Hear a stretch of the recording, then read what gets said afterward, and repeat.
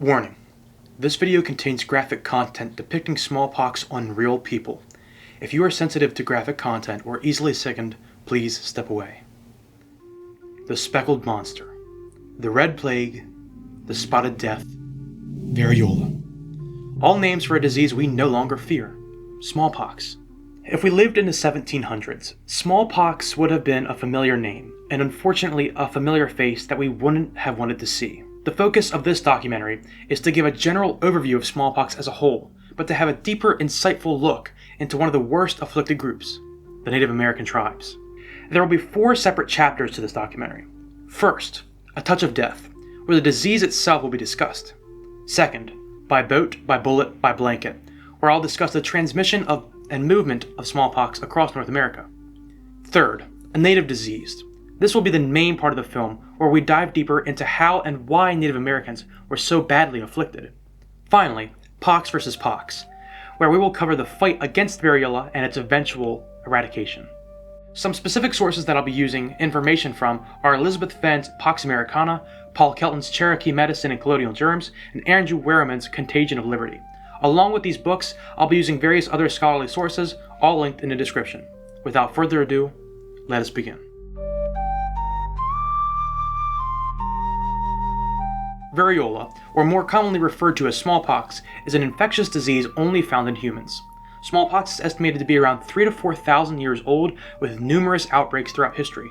Smallpox does not have a direct animal counterpart and cannot infect animals, but it does have cousins like cowpox, which will become very important later.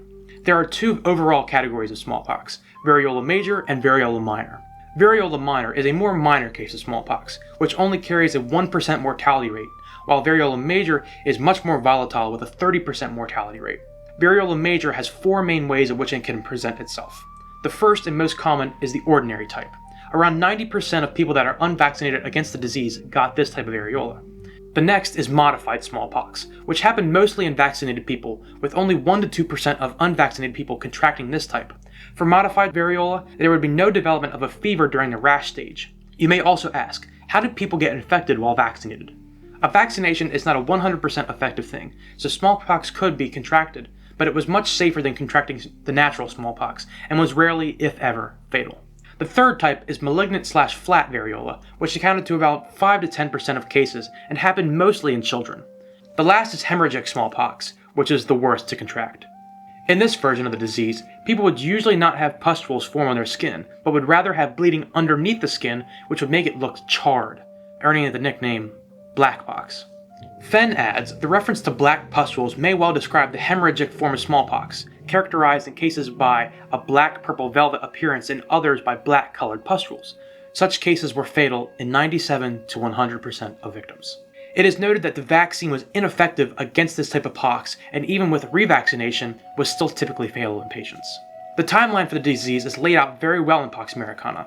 The first stage, which is around 12 to 13 days, is the incubation period, which is not contagious, and which has virtually no symptoms until the final few days, gradually developing a fever, backache, headache, and nausea.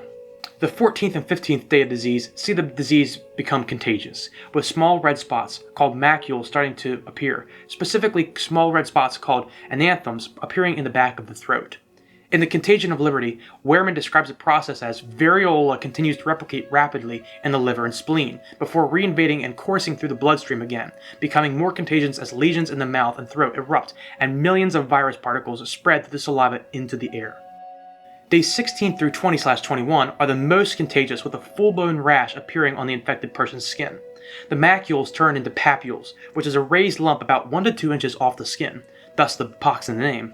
The papules become filled with fluid and will become blisters called vesicles. Days 21 through 25 see the disease becoming slightly less contagious, with the vesicles becoming pustules, with the clear fluid inside becoming pus.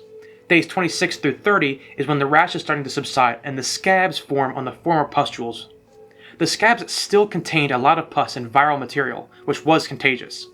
Days 31 and 32 mark the end of the disease, if the person survived, where they could expect to have scarring ranging from all parts of their body. Some also suffered from blindness due to the severity of the disease and possible other organ damage. If not treated with care and the right tools, smallpox could prove devastating, weakening both the body and the community. The only saving grace with smallpox is that if you were infected one time and survived the encounter, you were immune for the rest of your life and could not get the disease again.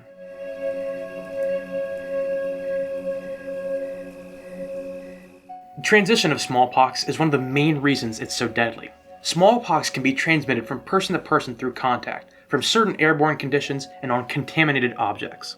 The CDC classifies a person as contagious, saying smallpox patients are considered infectious from the time the first sores appear in the mouth or the throat, throughout the course of the disease until the last scab falls off the body. This means that if you come into contact with someone while they are battling smallpox, or come into an object that recently was touched by someone that had smallpox, and you are additionally not immune, there is a high chance that you will contract the disease as well. Now, for the boat part, smallpox can be considered an old world disease, meaning it came from Europe and made its way over to North America. The first appearance of smallpox in North America was in the 1500s in Mexico, brought over by the Spaniards when they came over for conquest. Through the years, more people came to America, like the French, the English, and the Dutch, spreading it to Native American tribes along the east coast of the American border. Now that smallpox was in new land, it was able to find more susceptible hosts and spread throughout the native and growing colonist populations. For By the Bullet, we can take a look at what Fenn says in her chapters Connections. The progression was simple, but the changes were breathtaking. First had come the gun, next had come the horse, and then had come the smallpox. This quote is specifically in reference to the addition of firearms and the addition of horses to native tribes, and even more specifically, the Comanches. Horses were not native to North America, so when the Spanish brought them to the continent, it was a game changer for the native tribes. The same with guns, as they traded with the English and the French. The Comanches used horses a lot in their raids of Spanish towns and other native tribes, making their movement and versatility much quicker. This also means that whatever the Comanches had, they passed on to others. The guns, while coming first, were the cherry on top, being a weapon that the Comanches could use as powerful tools to aid in their raids, further pushing them to spread any diseases they had or picking up new diseases from the people that they were raiding. What makes it even worse is that some of the tribes that the Comanches attacked, like the Lipan Apaches, moved from their original places, and anything they had also spread to that new place. It's an endless cycle, where the more guns they got, the more raids they wanted to conduct. With the more horses they got, the faster they could conduct them, and the more and faster raids led to more spread of infection. The French and Indian War plus the American Revolution also caused upset in Native American communities. Bullets, while trying to drive people apart, initially pull them together, being the perfect breeding ground for a disease to spread itself. Finally, by blanket. You may have heard a story about explorers coming to America and initially giving blankets that were known to carry smallpox. This isn't fully true, but it also isn't fully wrong. One of these inaccuracies comes from the French and Indian War, where the Swiss captain named Simeon Equerre dreamt up the idea of giving smallpox blankets to native tribes, but in the end, he didn't, because the tribes he planned on giving them to already caught smallpox before he could give them the blankets. The most famous use of the blanket is in 1763 by Sir Geoffrey Amherst at Fort Pitt. In Pontiac's rebellion, the English wished to fend off the Native American tribes, and one of the solutions? Biological warfare. Amherst made the suggestion to intentionally give Delaware native tribes smallpox. An essay by Philip Ranlett notes that Amherst wrote to a colleague, "You will do well to try to inoculate Indians by means of blankets, as well as try every other method that can serve to extirpate this execrable race." Inoculate is another word for intentional infection and will become critical in the last chapter. Fenn adds a damning piece of evidence in Pax Americana, noting when an Indian trader at Fort Pitt said, "We gave them 2 blankets and a handkerchief out of the smallpox hospital. I hope it will have the desired effect." In knowing that smallpox was a deadly disease, especially to native tribes, the English tried to use this to their advantage, with an underhanded and malicious offering. Earlier, when I mentioned about the Spaniards coming to modern-day Mexico, I left out that they too used smallpox to their advantage, using it as a catalyst to defeat the Aztec Empire and conquer over 5 million people.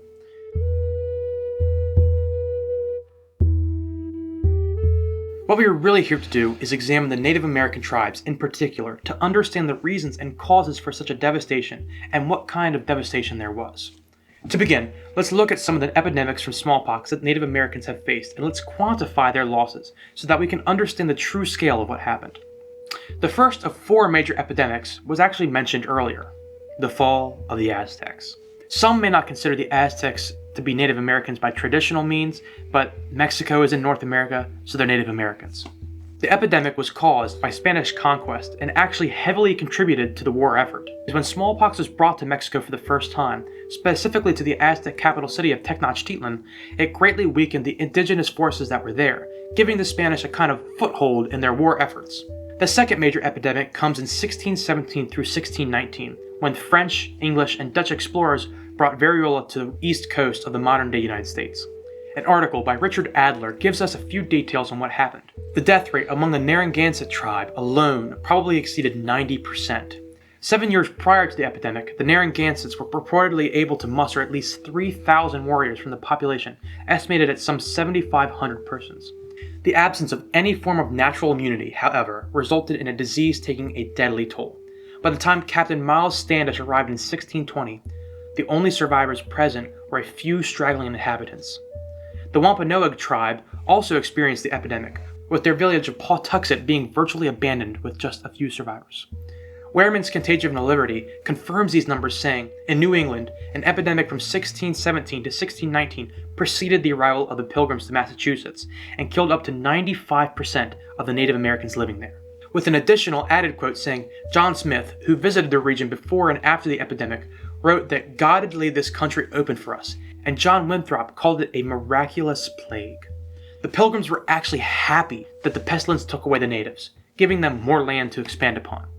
During this time and up to 1650, other tribes like the Huron and 5 great nations of the Iroquois Confederacy, being the Cayuga, Seneca, Oneida, Onondaga, and especially the Mohawks, lost respectively 50% and 85% of their populations, with the Mohawks losing 80% of their 8,100 population. The third major epidemic is the one covered in Pax Americana, from 1775 to 1782. Let's take a look at just one part of what Fenn wrote. A fur trader, Samuel Hearn, estimated that the epidemic of 1781 carried off 9/10 of the Chippewayan Indians northwest of the Hudson Bay.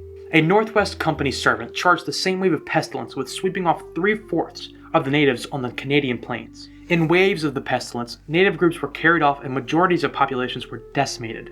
Not only did variola spread in the northeast and east coast, but also the southwest and west coast as well in Spanish territory. Death records jumped during the time frame, with church mortality rates called Libros de Enterrios, or burial books, with some specific noting the deaths of Christian converted Native Americans.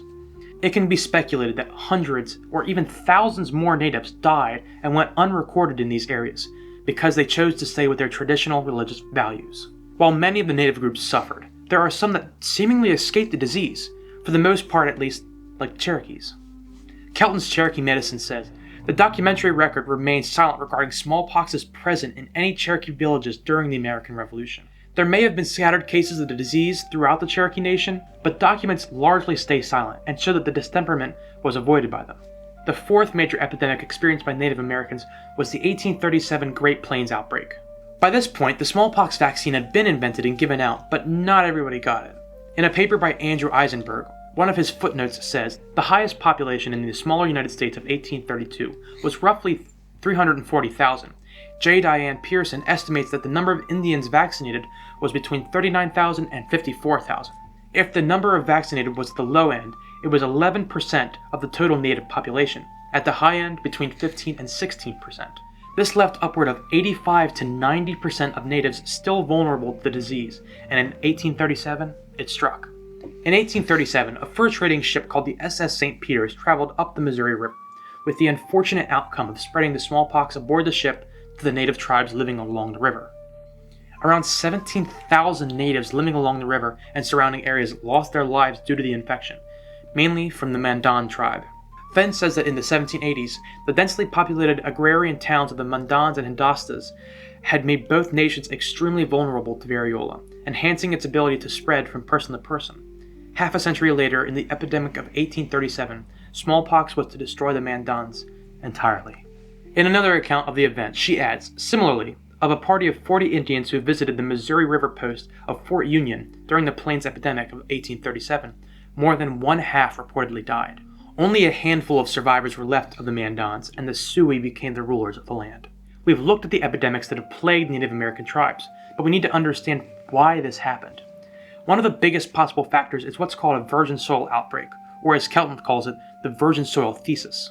A virgin soil outbreak is when a disease comes to a new area, or new soil, and an outbreak occurs where the people being infected have no prior immunity to the disease, making it particularly effective.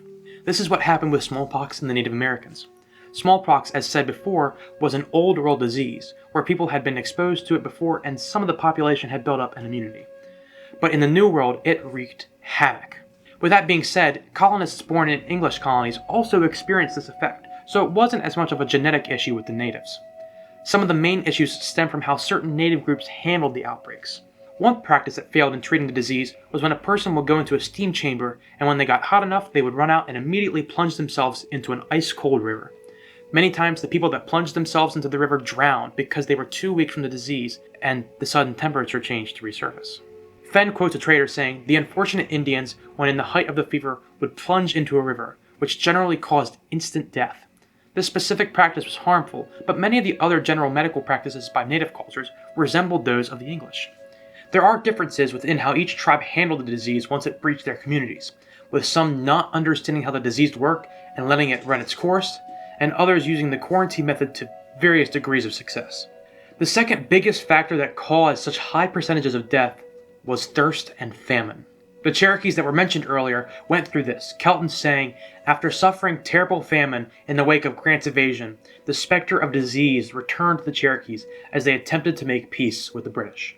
Famine was brought about in many ways, whether it be through a bad crop season, through a colonial expansion, or through war.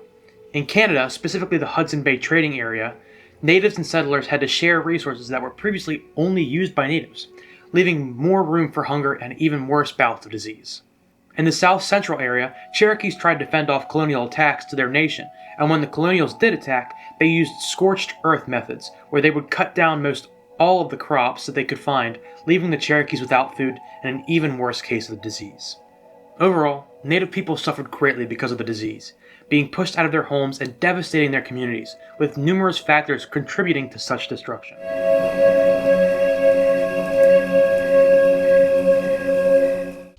I come to get medicine, trade,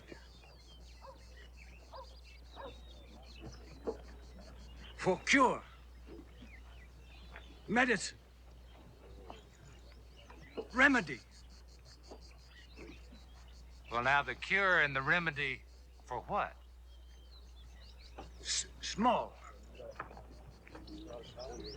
Smallpox.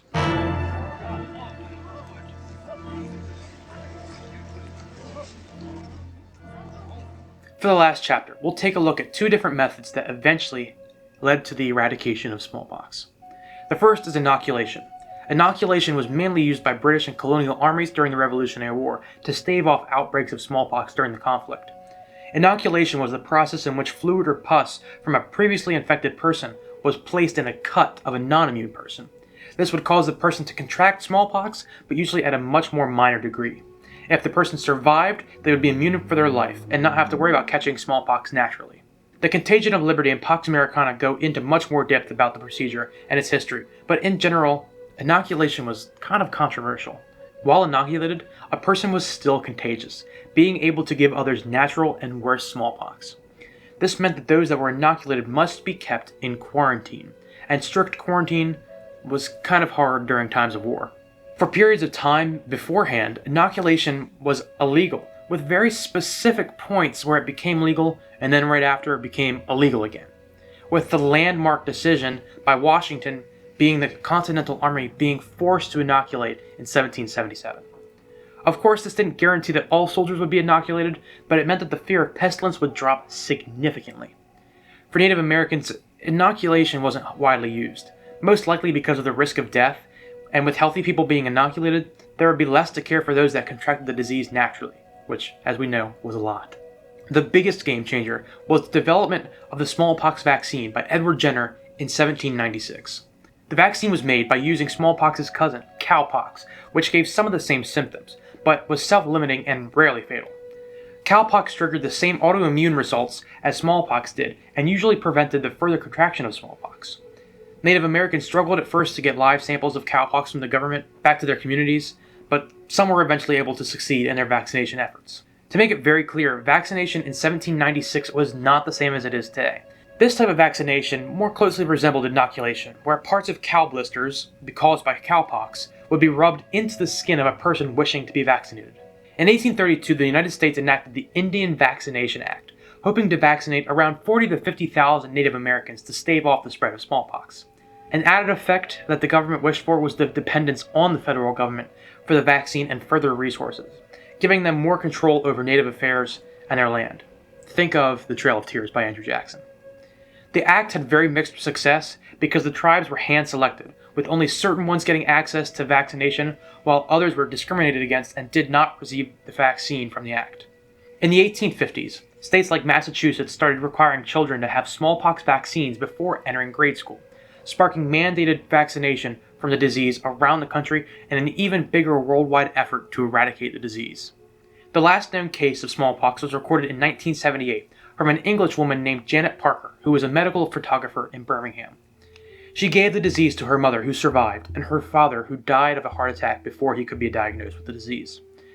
Janet herself had a full-blown case of smallpox and was the last recorded death of the disease on September 11, 1978. In 1979, the World Health Organization put out a statement confirming that the world was rid of smallpox, the first and only disease to be eradicated by humans.